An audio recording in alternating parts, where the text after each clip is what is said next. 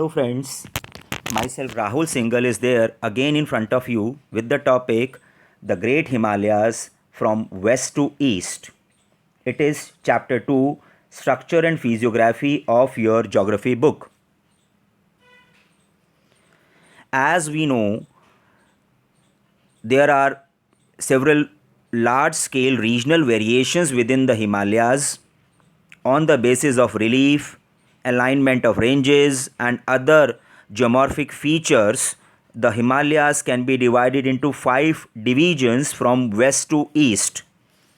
Broadly speaking, Kashmir or northwestern Himalayas and Uttaranchal and Himachal Himalayas are the part of western Himalayas, and remaining 3 are the part of western Himalayas. You can see the map here with the markings 1 and 2. The marking 1 depicts Kashmir or northwestern Himalayas, and the marking 2 depicts Himachal and Uttarakhand Himalayas. Let us discuss the first subdivision of the Great Himalayas in detail, Kashmir or northwestern Himalayas. It comprises a series of very high mountain ranges named as Karakoram Range, Ladakh Range, Jaskar Range, and Pir Panjal Range. Northeastern part of this section is a cold desert which receives very less rainfall, less than 10 centimeter average annual rainfall. Between the Great Himalayas and Pir Panjal Range, the world famous valley of Kashmir and famous Dal Lake are located. Friends, in South Asia, we have very few glaciers, we all know, because this is the region which is located very close to the equator. And these few glaciers are seen in this region, named as Baltoro Glacier and Siachen Glacier. Interestingly, most of the region is snowbound throughout the year but can be crossed by few passes. One of them is Zojila Pass on the Great Himalayas, then Banihal Pass on the Pir Panjal Range, Fotula Pass on the Jaskar Range, and Khardungla Pass on the Ladakh Range. This region is drained by Indus River along with its tributaries named as Jhelum and Chenab. Now, some interesting facts are there about this Kashmir Himalayas or northwestern Himalayas. It is the landscape of major sources of attraction for the tourist, especially adventure tourists and pilgrims. At the same time, several places like Vaishno Devi, Amarnath Cave, and Charare Sharif are located here. Subsequently, large number of pilgrims visit these Himalayas every year.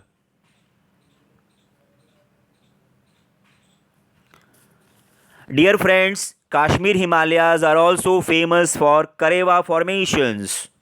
Do you know what are these Karewa formations? These are the thick deposits of glacial clay.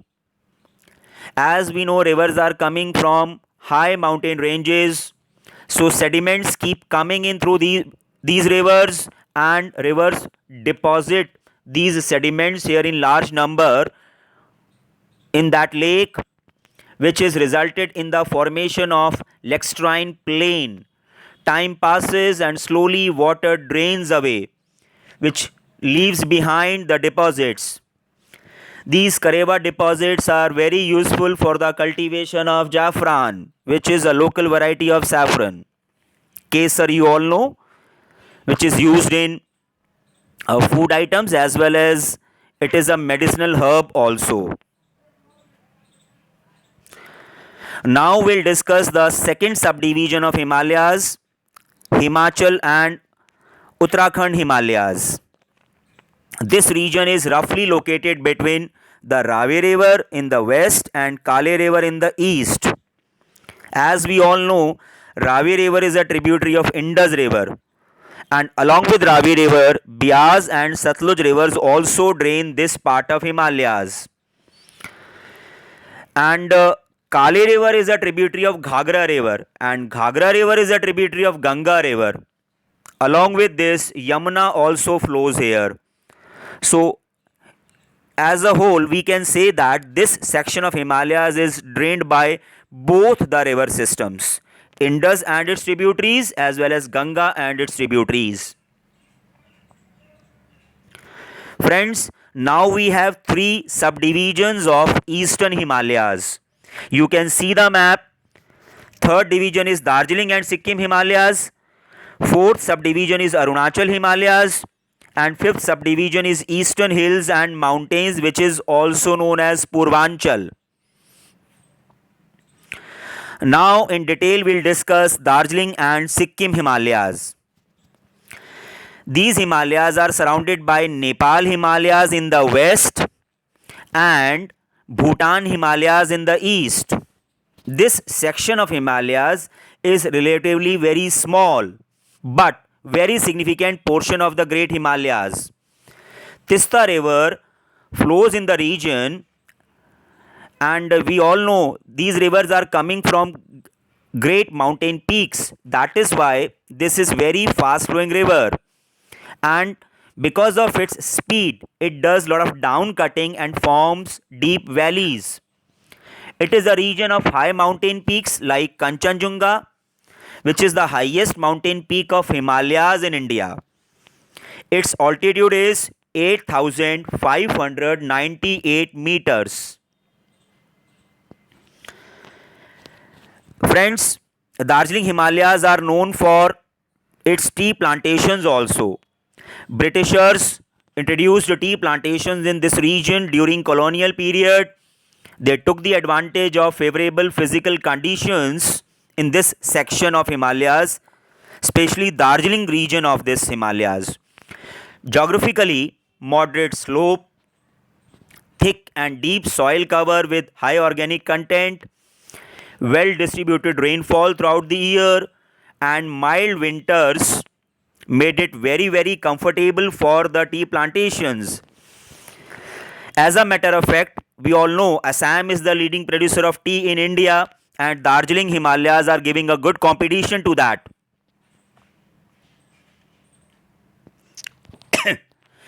In eastern Himalayas, we all know Shivalik ranges are absent.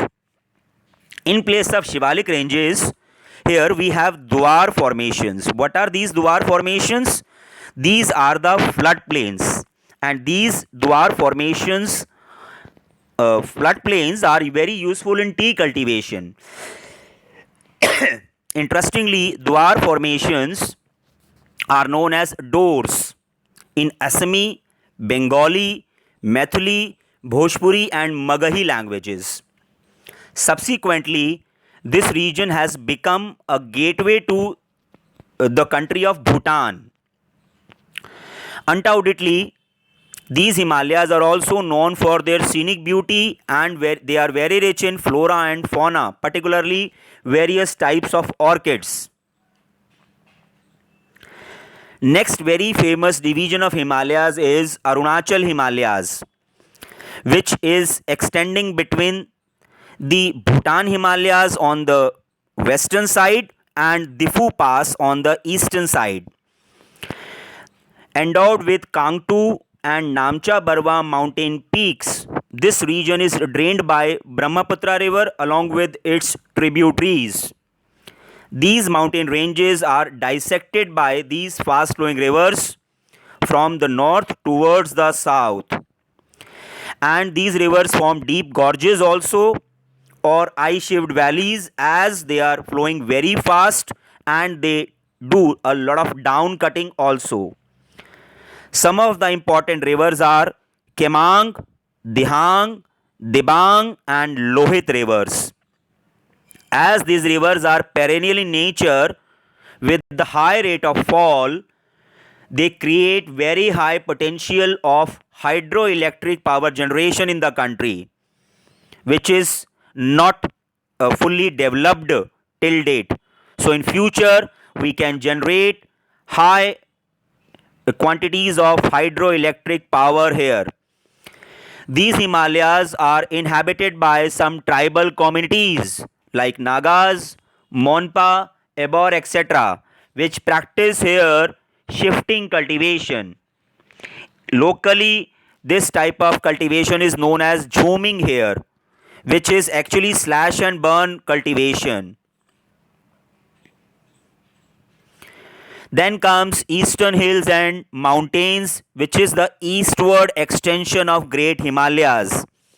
It is also known as Purvanchal. Purv means east, so appropriately it is named as Purvanchal region. These hills have their general alignment from north to the south direction, where they are known by different local names in different areas.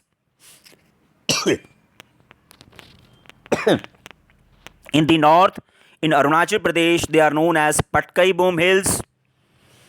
In Nagaland, they are known as Naga Hills. In Manipur, they are known as Manipur Hills. And in the south, in Mizoram state, they are known as Mizo Hills or Lushai Hills. Friends, physiography of Manipur is very unique here by the presence of a large lake known as Loktak Lake. This Loktak Lake in Manipur is located in the center and surrounded by mountains from all sides. Another important and beautiful region is Mizoram here, which is also known as Molasin Basin, which is made up of soft unconsolidated deposits. Another beautiful state is Nagaland. Most of the rivers form the tributaries of Brahmaputra river from Nagaland. They join Brahmaputra river. In the low hills of Purvanchal, jhum cultivation is practiced by several tribal communities, as we have already discussed. In the end, I would like to thank all the students. I wish they all are benefited with the discussion. I remind you all to subscribe, like, comment and share it with your fellow students. And don't forget to press the bell icon. God bless you all. I'll take your leave. Thank you.